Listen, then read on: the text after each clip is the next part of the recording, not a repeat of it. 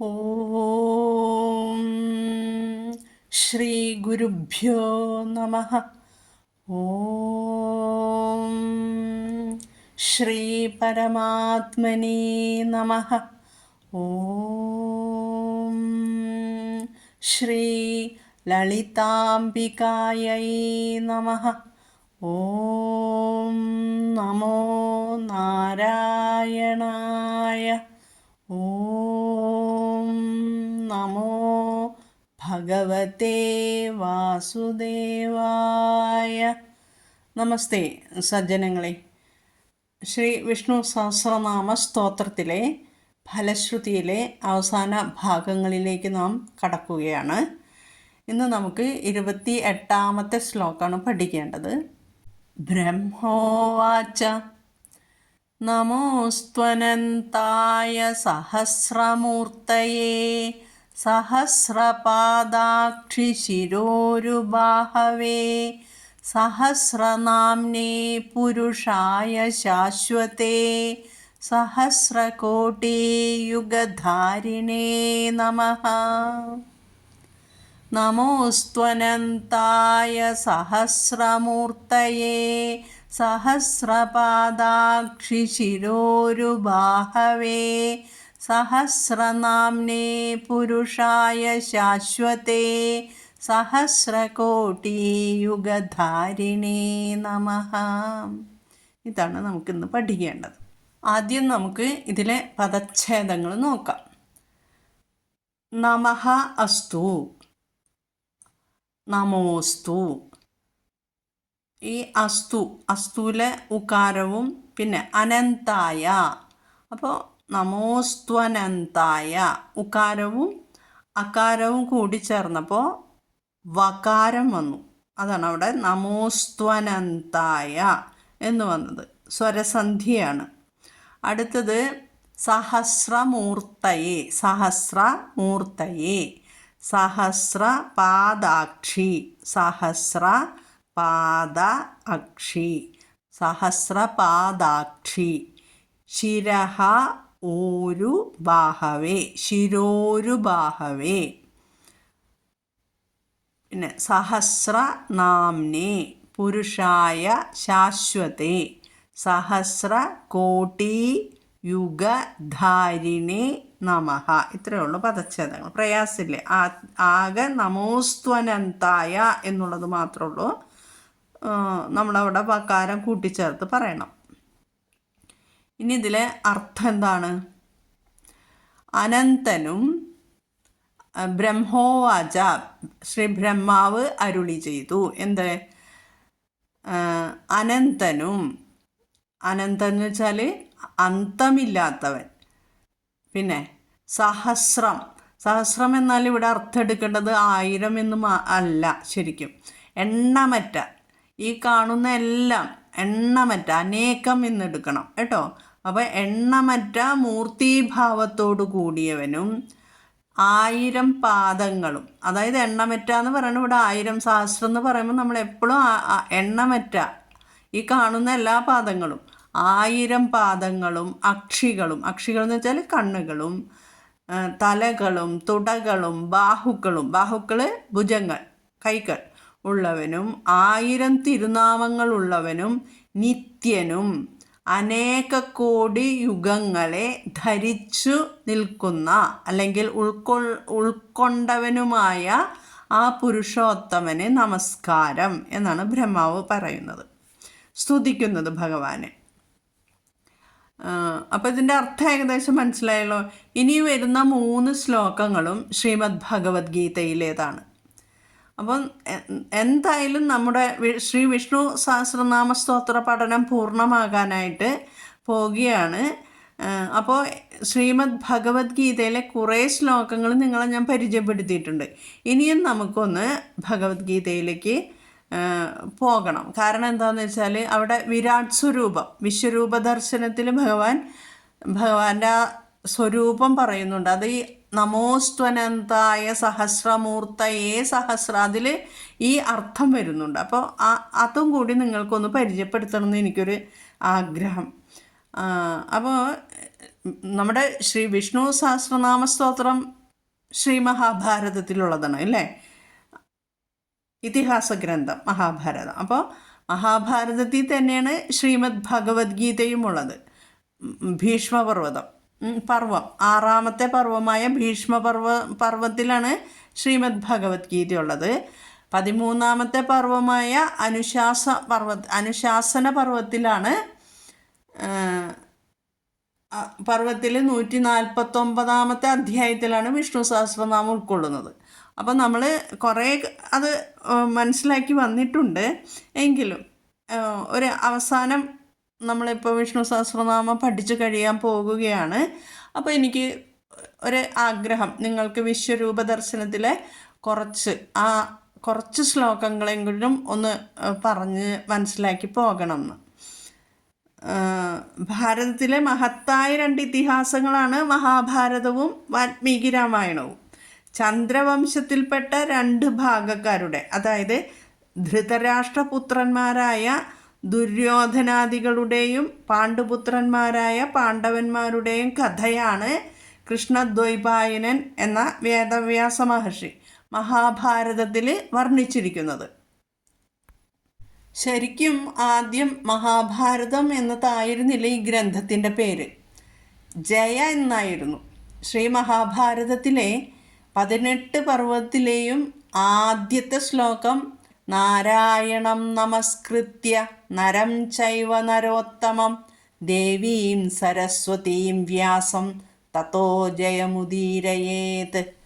അതായത് സാക്ഷാൽ ഭഗവാൻ നാരായണനെ നമസ്കരിക്കുക ആദ്യം, പിന്നെ നരോത്തമനായ നരനെയും നമസ്കരിക്കുക, നരന്മാരിൽ ഉത്തമനായ നരനെയും നമസ്കരിക്കുക, സരസ്വതീ ദേവിയെയും വേദവ്യാസനെയും നമസ്കരിക്കുക, പിന്നീട് ജയം പറയാൻ തുടങ്ങുക. അങ്ങനെയാണ് അതിൽ പറയുന്നത്, തുടങ്ങുന്നു. നരൻ എന്ന് പറഞ്ഞാൽ പണ്ട് ഭഗവാന് നരനാരായണന്മാരുടെ രൂപത്തിൽ അവതാരമുണ്ടായിരുന്നു. ഹിമാലയത്തിലെ ബദരി ആശ്രമത്തിലിരുന്നാണ് ഇവർ തപസ് ചെയ്തിരുന്നത്.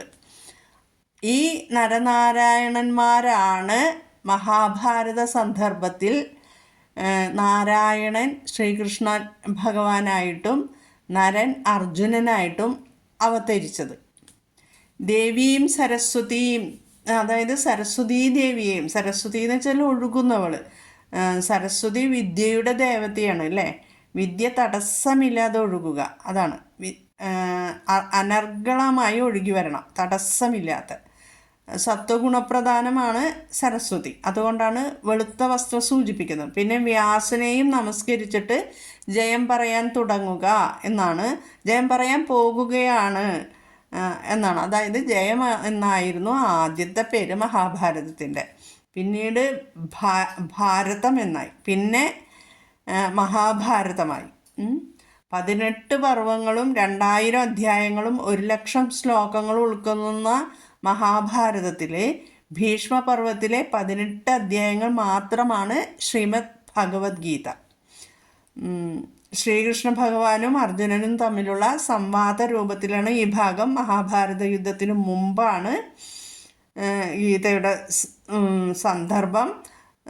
അതെന്താണ്, അതും കൂടി ഒന്ന് പറഞ്ഞിട്ട് നമുക്കതിലേക്ക് കടക്കാം. സഹോദരപുത്രന്മാർ തമ്മിലുള്ള അധികാര തർക്കവും ദീർഘകാലം നീണ്ടുനിന്ന അനീതികളും പ്രതികാര ബുദ്ധിയുമാണ് മഹാഭാരത യുദ്ധത്തിൽ, കുരുക്ഷേത്ര യുദ്ധം എന്നും പറയും അല്ലേ, പശ്ചാത്തലം. പാണ്ഡവർക്ക് അർഹതപ്പെട്ട രാജ്യം നൽകാൻ കൗരവരിൽ മൂത്തവനായ ദുര്യോധനൻ തയ്യാറായില്ല. പിന്നെ കുറേ കാരണങ്ങളുണ്ട്. പാണ്ഡവനെ നശിപ്പിക്കാൻ ദുര്യോധനൻ്റെ അമ്മാവനായ ശകുനിയുടെ തന്ത്രങ്ങൾ വലിയ പങ്കുവഹിച്ചു. അരക്കിലം നിർമ്മിച്ച് പാണ്ഡവരെ വധിക്കാൻ ശ്രമിച്ചതും ഒടുവിൽ ചതിയിലൂടെ ചൂതുകളിൽ അവരെ തോൽപ്പിച്ചതും യുദ്ധത്തിലേക്കുള്ള വഴിയൊരുക്കി. ചൂതുകളിയിൽ തോറ്റ പാണ്ഡവരുടെ പത്നിയായ ദ്രൗപദിയെ സഭാമധ്യത്തിൽ വെച്ച് ദുശ്ശാസനൻ അപമാനിക്കാൻ ശ്രമിച്ചു. ചൂതുകളിയിലെ വ്യവസ്ഥയനുസരിച്ച് പാണ്ഡവർ 12 വർഷം വനവാസവും 1 വർഷം അജ്ഞാതവാസവും പൂർത്തിയാക്കി.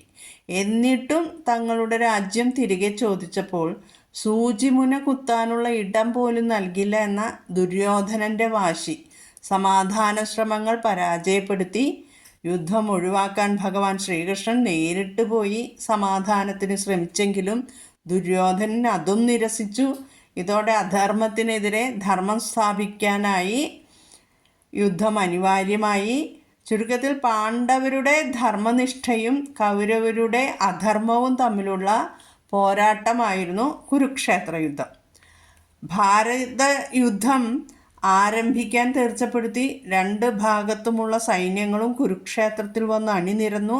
ധർമ്മപ്രഖ്യാപനവും പ്രതിജ്ഞയും കഴിഞ്ഞു. രണ്ടു സൈന്യങ്ങളും അവരുടെ സ്ഥാനങ്ങളിൽ നിലയുറപ്പിച്ചു. വാദ്യഘോഷങ്ങളും ശംഖധ്വനികളും മുഴക്കുവാൻ തുടങ്ങി. ഈ സമയം വേദവ്യാസ മഹർഷി ധൃതരാഷ്ട്രൻ്റെ അടുത്തെത്തി. അന്ധനായ ധൃതരാഷ്ട്രർക്ക് യുദ്ധക്കളത്തിൽ എന്താണ് നടക്കുന്നത് എന്നറിയാൻ ദിവ്യചക്ഷുസ് നൽകാമെന്ന് വാഗ്ദാനം ചെയ്തു. പക്ഷേ ധൃതരാഷ്ട്ര അത് നിരസിച്ചു. തൻ്റെ വിശ്വസ്ത മിത്രമായ സഞ്ജയന് കൊടുത്താൽ മതിയെന്ന് പറഞ്ഞു. അങ്ങനെ വേദവ്യാസ മഹർഷി സഞ്ജയനെ ദിവ്യദൃഷ്ടി നൽകി. ദിവ്യദൃഷ്ടി എന്ന് വെച്ചാൽ നമ്മൾ കാണുന്ന കണ്ണുകൊണ്ടുള്ള ദൃഷ്ടിയല്ല, ജ്ഞാനദൃഷ്ടിയാണ് കേട്ടോ. അതിനുള്ള കഴിവാണ് കൊടുത്തത്. അങ്ങനെ ധൃതരാഷ്ട്രയുടെ പിതാവായ വേദവ്യാസ മഹർഷി അവിടെ നിന്നും മടങ്ങി. യുദ്ധത്തിൻ്റെ 10ാം ദിവസം ഭീഷ്മപിതാമഹൻ ശിഖണ്ഡിയുടെ അമ്പേറ്റ് ശരശയ്യയിൽ പതിച്ചു. അത് അറിയിക്കുവാനായി സഞ്ജയൻ ധൃതരാഷ്ട്രയുടെ അടുത്തേക്ക് ഓടി വന്നു. ഇത് കേട്ട് ഞെട്ടിത്തിരിച്ച ധൃതരാഷ്ട്ര കുറേ നേരം വിലപിച്ചു. പിന്നീട് സഞ്ജയനോട് യുദ്ധക്കളത്തിൽ നടന്നത് ആദ്യം മുതൽ പറഞ്ഞു കേൾപ്പിക്കാൻ ആവശ്യപ്പെടുന്നു. അങ്ങനെ സഞ്ജയൻ ആദ്യം മുതൽ പറഞ്ഞു തുടങ്ങി. രണ്ട് സൈന്യങ്ങളുടെയും ആദ്യം രണ്ട് സൈന്യങ്ങളും യുദ്ധസന്നദ്ധരായി നിന്നപ്പോൾ അർജുനൻ യുദ്ധത്തിന് തയ്യാറായിട്ട് എല്ലാത്തിനും റെഡിയാണെന്നാണ് അർജുനൻ പറഞ്ഞത്. ആ വില്ലൊക്കെ ഇങ്ങനെ എടുത്തു നിന്നു തൻ്റെ സാരഥിയായി, എന്നിട്ട് ഉയർത്തിപ്പിടിച്ചിട്ട് പറഞ്ഞു, അതായത് ഇപ്പം റെഡിയാണ് ഞാൻ എന്നുള്ള മട്ടിൽ. എന്നിട്ട് സാരഥി ആരാണ്? ശ്രീകൃഷ്ണ ഭഗവാനാണ്. അപ്പോൾ തൻ്റെ സാരഥിയായ ശ്രീകൃഷ്ണ ഭഗവാനോട് പറഞ്ഞു, സേനയോരുഭയോർ മധ്യേ രഥം സ്ഥാപയമേച്യുതാന്ന്. അതായത് ഹേ കൃഷ്ണ, അച്യുതിയില്ലാത്തവനെ, ഇരു സൈന്യങ്ങളുടെയും മധ്യത്തിലായി എൻ്റെ തേര് നിർത്തിയാലെന്നു. അപ്പോൾ അങ്ങനെ തങ്ങൾക്കെതിരെ യുദ്ധം ചെയ്യാൻ ആരെല്ലാമാണ് അണിനിരന്നിരിക്കുന്നതെന്ന് അറിയാൻ വേണ്ടിയാണ് അർജുനൻ മധ്യത്തിൽ വന്നു നിന്നത്. അപ്പോൾ പിതാമഹന്മാർ അർജുനൻ അപ്പോൾ വില്ല് ഉയർത്തിപ്പിടിച്ചിട്ട് തന്നെ വരണേ, ഞാൻ യുദ്ധം ചെയ്യാൻ തയ്യാറാണ് എന്നുള്ളത്. പക്ഷേ അവിടെ സേനയുടെ മധ്യത്തിൽ കൊണ്ട് നിർത്തിയപ്പോൾ അർജുനൻ കാണുന്നത് എന്താണ്? പിതാമഹന്മാർ, ഗുരുനാഥന്മാർ, അമ്മാവന്മാർ, പുത്രന്മാർ, പൗത്രന്മാർ, സ്നേഹിതന്മാർ, ശ്വശുരന്മാർ, സുഹൃത്തുക്കൾ, ഇങ്ങനെ എവിടെ നോക്കിയാലും തനിക്ക് വേണ്ടപ്പെട്ടവരും ബന്ധുക്കളും മാത്രം. ഇവരെ എല്ലാമാണ് താൻ വധിക്കേണ്ടത് എന്ന് ആലോചിച്ചപ്പോൾ അർജുനൻ്റെ മനസ്സ് സ്വജനപക്ഷപാതത്തിൽ നിന്നുമുണ്ടായ കാരുണ്യത്താൽ പരവശമായി തീർന്നു അർജുനൻ. തളർന്ന ഹൃദയത്തോടുകൂടി അർജുനൻ കൃഷ്ണനോട് പറഞ്ഞു, ഇവരെയെല്ലാം കൊന്നിട്ട് കിട്ടുന്ന രാജ്യം കൊണ്ട് നമുക്ക് എന്തൊരു സുഖമാണ് ഉണ്ടാകുക. വംശനാശം കൊണ്ടുള്ള മഹാപാപമുണ്ടാകും, പല ദോഷങ്ങൾക്കും നരകപ്രാപ്തിക്കും കാരണമായി തീരും. ഞാൻ യുദ്ധത്തിൽ നിന്നും പിന്മാറുന്നു. നിരായുധനായി എന്നെ കൗരവന്മാർ കൊന്നോട്ടെ, അതെനിക്ക് ക്ഷേമമായി തീരും. ഇങ്ങനെയെല്ലാം പറഞ്ഞു. എന്നിട്ട് തൻ്റെ അമ്പും വില്ലും അവിടെ ഇങ്ങോട്ട് വെച്ചു, ഉപേക്ഷിച്ചു. അവിടെ തേർത്തട്ടിൽ ഇരിപ്പായി. ഈ സമയം ശ്രീകൃഷ്ണൻ അർജുനനോട് നിന്റെ ഹൃദയ ദൗർബല്യത്തെ ദൂരെ കളയൂ, ശത്രു സംഹാരത്തിന് തയ്യാറാക്കൂ എന്നെല്ലാം ഉപദേശിച്ചു. അപ്പോഴും അർജുനൻ ആവലാതിപ്പെടാൻ തുടങ്ങി. അല്ലയോ മധുസൂദന, ആരാധ്യനായ ഭീഷ്മപിതാമഹൻ്റെയും ദ്രോണാചാര്യരുടെയും നേരെ എങ്ങനെയാണ് അസ്ത്രപ്രയോഗം നടത്തുക?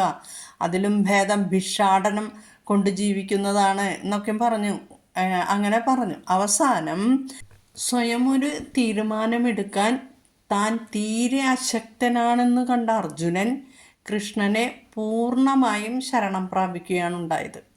എന്നിട്ട് ശ്രീകൃഷ്ണ ഭഗവാനോട് പറഞ്ഞു അർജുനൻ, कार्पण्यदोषोपहतः स्वभावः पृच्छामि त्वां धर्मसम्मूढचेताः यच्छ्रेयस्यान्निश्चितं ब्रूहि तन्मे शिष्यस्तेऽहं शाधि മാം ത്വാം പ്രപന്നം. കാർപ്പണ്യദോഷം കൊണ്ട് നശിപ്പിക്കപ്പെട്ട സ്വഭാവത്തോടു കൂടിയവനും ധർമ്മമേതെന്ന് മനസ്സിലാക്കാൻ കഴിയാത്തവനുമായ ഞാൻ അങ്ങയോട് ചോദിക്കുന്നു, എന്താണെനിക്ക് ശ്രേയസ്കരമായിട്ടുള്ളത്? അതിനെ നിശ്ചയിച്ച് പറഞ്ഞു തന്നാലും. ഞാൻ അങ്ങയുടെ ശിഷ്യനാണ്. അങ്ങയെ ശരണം പ്രാപിച്ചിരിക്കുന്ന എന്നെ ശാസിച്ചാലും എന്ന് പറയുന്നു. കാർപ്പണ്യദോഷം എന്ന് പറഞ്ഞാൽ ആത്മജ്ഞാനം ഇല്ലാത്ത അവസ്ഥ. അപ്പോൾ കാർപ്പണ്യദോഷം കൊണ്ട് നശിപ്പിക്കപ്പെട്ട സ്വഭാവത്തോടു കൂടിയവനും ധർമ്മമേതെന്ന് മനസ്സിലാക്കാൻ കഴിയാത്തവനുമായ ഞാൻ അങ്ങയോട് ചോദിക്കുന്നു, എന്താണ് എനിക്ക് ശ്രേയസ്കരമായിട്ടുള്ളത്? അതിനെ നിശ്ചയിച്ച് പറഞ്ഞു തന്നാലും. ഞാൻ അങ്ങയുടെ ശിഷ്യനാണ്. അങ്ങയെ ശരണം പ്രാപിച്ചിരിക്കുന്ന എന്നെ ശാസിച്ചാലും എന്ന് ഭഗവാനോട് പറയാണ്. ഇത് കഴിഞ്ഞിട്ട് 11ാമത്തെ, അതായത് അർജുനൻ ശരണം പ്രാപിച്ചു കഴിഞ്ഞു ഭഗവാന്റെ മുന്നിൽ. സാഖ്യയോഗത്തിലെ 2ാമത്തെ അധ്യായത്തിലെ 11ാമത്തെ ശ്ലോകം മുതലാണ് ഭഗവാൻ തത്വോപദേശം കൊടുക്കുന്നത്. അങ്ങനെ തത്വോപദേശം കൊടുത്ത് 11ാമത്തെ അധ്യായമായപ്പോൾ, അതായത് വിശ്വരൂപ ദർശനയോഗം, അവിടെ എത്തിയപ്പോൾ അർജുനൻ പറയാണ്, എന്നെ അനുഗ്രഹിക്കാനായി പരമരഹസ്യമായ ആത്മതത്വത്തെക്കുറിച്ച് അങ്ങ് നൽകിയ ഉപദേശത്താൽ എൻ്റെ വ്യാമോഹം, അതായത് ആശയക്കുഴപ്പം ഇതാ നീങ്ങിയിരിക്കുന്നു. ഭഗവാനെ, അങ്ങയിൽ നിന്ന് ചരാചരങ്ങളുടെ ഉത്പത്തിയും ലയവും വിസ്തരിച്ചു ഞാൻ കേട്ടു. അങ്ങയുടെ അനന്തമായ മാഹാത്മ്യവും ഞാൻ കേട്ടു. ഭഗവാനെ, അങ്ങ് ആത്മാവിനെക്കുറിച്ച് പറഞ്ഞതെല്ലാം ശരി തന്നെ. അങ്ങയുടെ ഐശ്വര്യരൂപത്തെ കാണാൻ ഞാൻ ആഗ്രഹിക്കുന്നു, ഇത് പറയുന്നു. പിന്നീട് അടുത്ത ശ്ലോകം പറയുന്നത്, ഭഗവാനെ, ആ രൂപം കാണാൻ ഈയുള്ളവൻ യോഗ്യനാണെന്ന് അങ്ങേക്ക് തോന്നുന്നുവെങ്കിൽ ഹേ യോഗേശ്വര, ഇനി അങ്ങ് അവ്യയമായ ആത്മസ്വരൂപത്തെ എനിക്ക് കാട്ടിത്തന്നാലും എന്ന് പറഞ്ഞു. അപ്പോൾ ഇങ്ങനെ പറഞ്ഞപ്പോഴാണ് ഭഗവാന്റെ വിശ്വരൂപം, വിരാട് സ്വരൂപം കാണിച്ചു കൊടുക്കുന്നത്. അതിനു മുമ്പ് ഭഗവാൻ അതെല്ലാം വിസ്തരിച്ച് പറഞ്ഞു കൊടുക്കുന്നുണ്ട്. പെട്ടെന്ന് വിശ്വരൂപം കാണുമ്പോൾ അർജുനനിൽ ഭയം ഉളവാകും. അതില്ലാതാക്കാൻ ഭഗവാൻ ആദ്യം ഭഗവാന്റെ ആ രൂപങ്ങളുടെ വിവരണം ഒന്ന് കൊടുക്കുന്നുണ്ട്. അത് കഴിഞ്ഞ് അർജുനൻ ആ ഭഗവാന്റെ രൂപം കാണുന്നു. ആ രൂപം വിശ്വരൂപധാരിണിയായ കൃഷ്ണൻ്റെ മുമ്പിൽ കൈകൂപ്പി നിന്ന് തൻ്റെ അനുഭവം വിവരിച്ചു. വിശ്വരൂപ ദർശനം പ്രപഞ്ചത്തെക്കുറിച്ച് അതുവരെ ഉണ്ടായിരുന്ന അർജുനൻ്റെ ധാരണയെ മുഴുവൻ പാടെ ഇളക്കി മറിച്ചു. തൻ്റെ സുഹൃത്തായി മാത്രം കരുതിയിരുന്ന കൃഷ്ണനെ കുറിച്ചുള്ള ധാരണയെയും മാറ്റിമറിച്ചു. വിരാട് രൂപം കണ്ട് അത്ഭുതപ്പെട്ടു നിന്ന അർജുനൻ കൈകൂപ്പി നിന്നിട്ട് പിന്നീട് പറയുന്നതാണ്, പശ്യാമി ദേവാംസ്തവ ദേവദേഹേ സർവാംസ്തഥാ ഭൂതവിശേഷസംഘാൻ ബ്രഹ്മാണമീശം കമലാസനസ്ഥം ഋഷീശ്ച സർവാനുരഗാംശ്ച ദിവ്യാൻ. ഭഗവാനെ, നിന്തിരുവടിയുടെ ദേഹത്തിൽ ദേവന്മാരെയും അതുപോലെ സകല ജീവജാലങ്ങളെയും കമലാസനത്തിലിരിക്കുന്ന ഈശനായ ബ്രഹ്മാവിനെയും എല്ലാ ഋഷിമാരെയും പിന്നെ ഉരകങ്ങൾ ദിവ്യ സർപ്പങ്ങളെയും ഞാൻ കാണുന്നു. ഇത് പറഞ്ഞ് തൊഴുത് പറയാണ്. അതായത് സുഹൃത്തായി നടന്നിരുന്ന ശ്രീകൃഷ്ണനെ ഈ രൂപത്തിൽ കാണുമ്പോൾ അത്ഭുതം ഉണ്ടാവില്ലേ, അതാണ് ഇവിടെ പ്രകടിപ്പിക്കുന്നത്. ഇനി അടുത്ത ശ്ലോകത്തിൽ പറയുന്നു, അനേക ബാഹൂദര വക്ത്രനേത്രം പശ്യാമി ത്വാം സർവതോനന്തരൂപം നാന്തം ന മധ്യം ന പുനസ്തവാദിം പശ്യാമി വിശ്വേശ്വര വിശ്വരൂപ.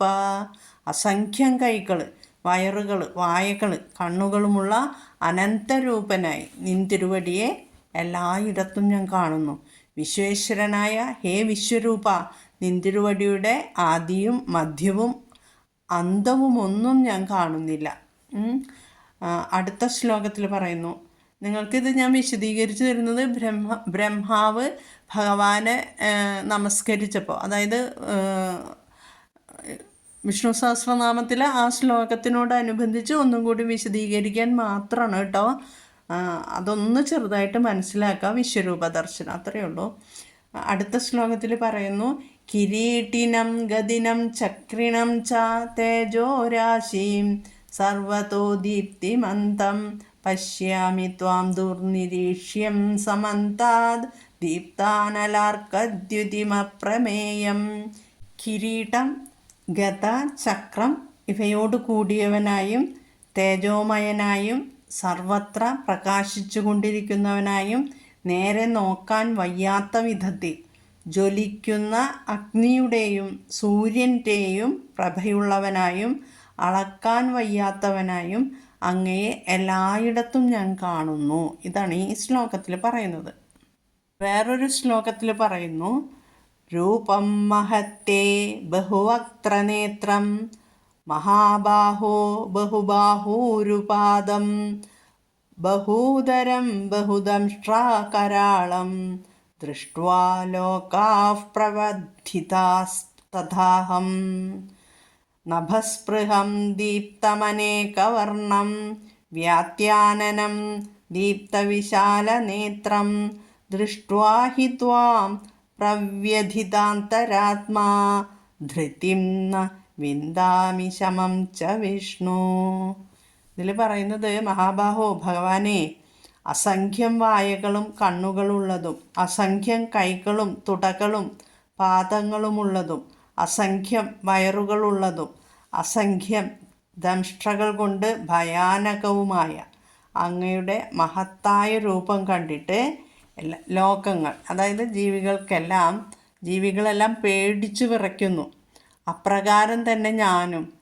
വിശ്വവ്യാപിയായ ഭഗവാനെ, ആകാശം മുട്ടുന്ന ഉയരമുള്ളവനും പല വർണ്ണങ്ങളിൽ വെട്ടിത്തിളങ്ങുന്നവനും തുറന്ന വായോടു കൂടിയവനും ജ്വലിക്കുന്ന വലിയ കണ്ണുകളോടു കൂടിയവനുമായ അങ്ങയെ കണ്ടിട്ടാകട്ടെ ഭയം കൊണ്ട് എൻ്റെ മനസ്സ് കിടിലം കൊള്ളുന്നു. ധൈര്യവും സമാധാനവും എനിക്കില്ലാതാകുന്നു. ഇതാണ് ഈ ശ്ലോകങ്ങളിൽ പറയുന്നത്. അപ്പോൾ സ്തുതി, ബ്രഹ്മാവിൻ്റെ സ്തുതി ഏകദേശം മനസ്സിലായില്ലേ? അതിൽ നിന്ന് വിരാട് സ്വരൂപവും വിരാട് സ്വരൂപം അത് തന്നെയാണ് കാണിക്കുന്നത്. ഇത് ഒന്ന് മനസ്സിലാക്കാൻ വേണ്ടിയിട്ടാണ് ഞാൻ ഈ ശ്ലോകങ്ങൾ നിങ്ങൾക്ക് പറഞ്ഞു തന്നത്. അവസാനം അർജുനൻ ഭഗവാനോട് പ്രാർത്ഥിക്കുന്നു. എന്ത്?